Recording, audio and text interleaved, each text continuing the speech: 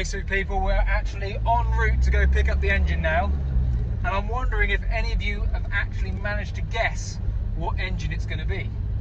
I'll be surprised if you have, but also on the kind of method of what the plan is, I think some people might have a slight idea. So a bit of a drive to get there yet. Just left farm.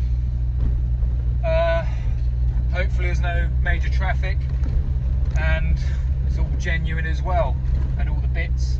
I know there's some extra bits I have to get with it, and then there's also going to be loads of bits I'll probably have to modify to get to work. Exciting times. So this is going to be the main part, obviously.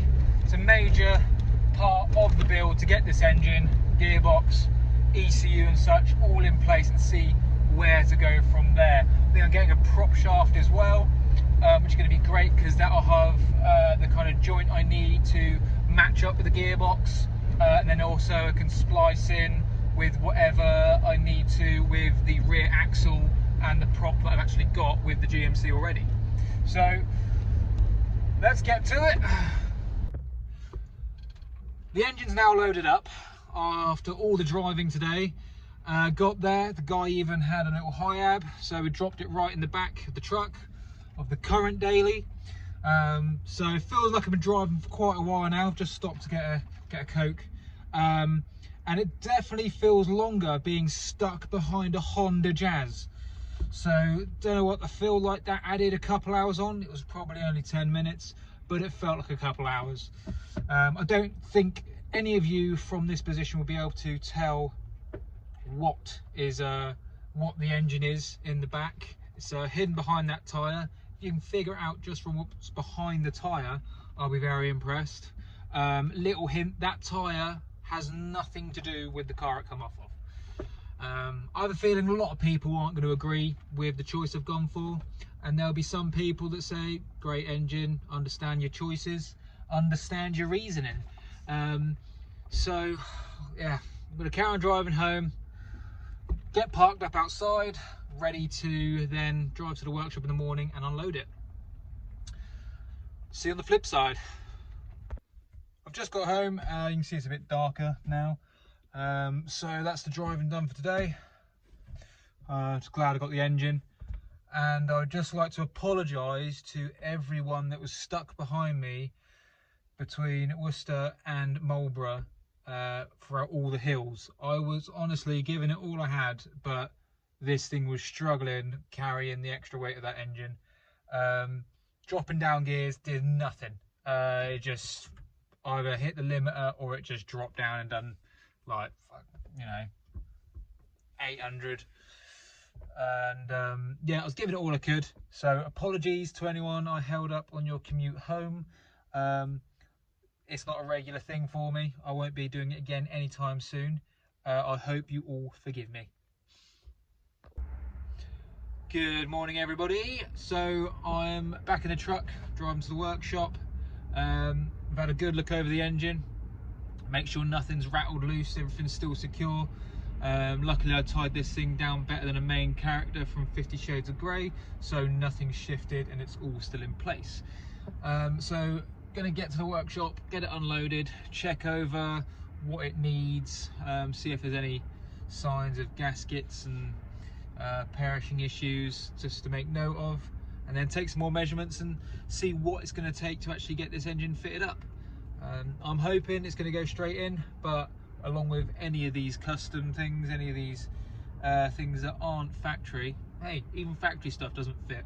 So I'm hopeful, but I'm planning on it not fitting, so we're gonna have to see. Taking some measurements inside the engine bay of the truck. As you can see, I've got the bonnet off to make things a bit easier, and it almost looks like I've painted my face just to make it look like I've done some work. I have, honest. But I want to get a lot of this wiring out the way. You can see there, just so it's not going to interfere when we're mocking the engine up in there. And I'll have to get a good amount of space so I can make some engine mounts, a transmission cross member, and I will probably have to move the radiator forward a few mil, just to get that clearance. May even have to push it more towards the front panel. It is quite tight from just taking the measurements there and getting the engine actually in place. Probably end up being even tighter. So I would have maybe missed a measurement somewhere, or there's a tapered angle, the angle that it's going to sit at. But there are some bits I can take off the engine to make a bit more space, the things I'm not going to need. But I'll show you those when it comes to it. First of all, I want to know what I'm working with to start with. So best bet is probably strip off this whole front end, make it easier, get the engine in there, see what's hitting, see what clearances we've got, and then we can go from there.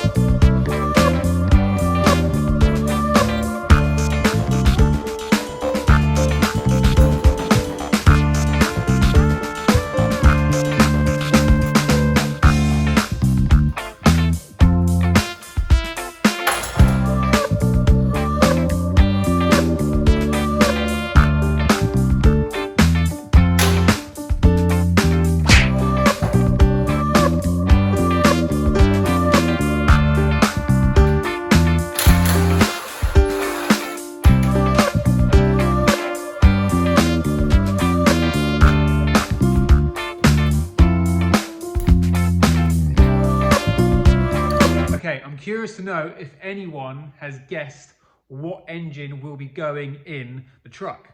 I've given a few hints, a few clues, and some reasonings why I've picked the engine, but I'm yet to know if anyone has guessed the engine right.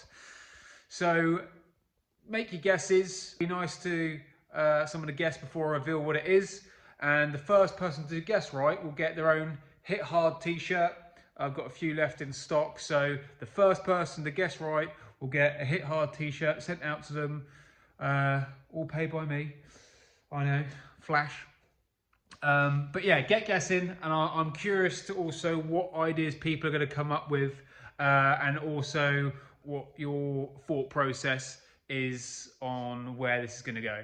Get guessing, and let's see what ideas you got. Okay, I'm going to say that's about it for this video.